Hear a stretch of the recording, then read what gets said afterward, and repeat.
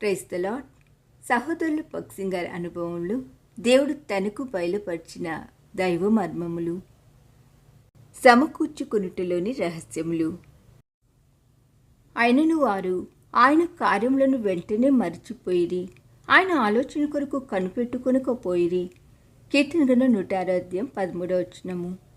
మనము దేవుని వాక్యమునకును ఏ మనుషుడును మార్చలేని ఆయన దైవిక నియమములకును విధేయత చూపించినప్పుడే మన నష్టం ఎంత గొప్పదైనను తిరిగి సమకూర్చుకొనగలము. నిజమునకు మనము పోగొట్టుకునే దానికంటే ఎంతో ఎక్కువగానే సమకూర్చుకుందుము. దావీదు జ్ఞానం కలిగిన మంచి రాజై దేవుని హృదయానుసారుడని పిలువబడినప్పటికీ 4 సందర్భములలో సాతాను వల్ల మోసగించబడి 4 గొప్ప నష్టములను ఎదుర్కొనెను. ఆయనను దేవుని కృపా సహాయం వలన కోల్పోయిన వాటన్నిటినీ తిరిగి సంపాదించుకొనగలిగెను. ఆ నష్టములకు కారణములను మరియు తాను కోల్పోయినదంతటినీ తిరిగి ఎలాగ సంపాదించుకొనెనో మనం ఇప్పుడు చూచెదము. మొదటిది 1 సమూయేలు గ్రంథం 29:1-4 చూడగలము. సౌలునకు విరోధముగా ఫిలిష్తీయుల సైన్యముతో దావీదు కలుసుకొనగోరెను.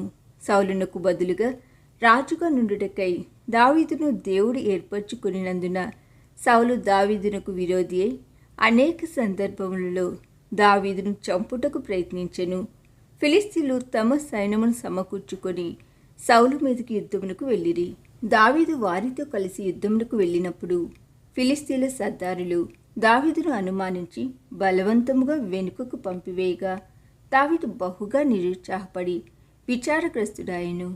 సౌలు దేవుని వాక్యమునకు అవిధేయుడైనప్పటికీ సమూయేలు ద్వారా దేవుడు అతని అభిషేకించుడని, దేవుని వలన అభిషేకం నొందినవాడని దావీదు ఎరుగును.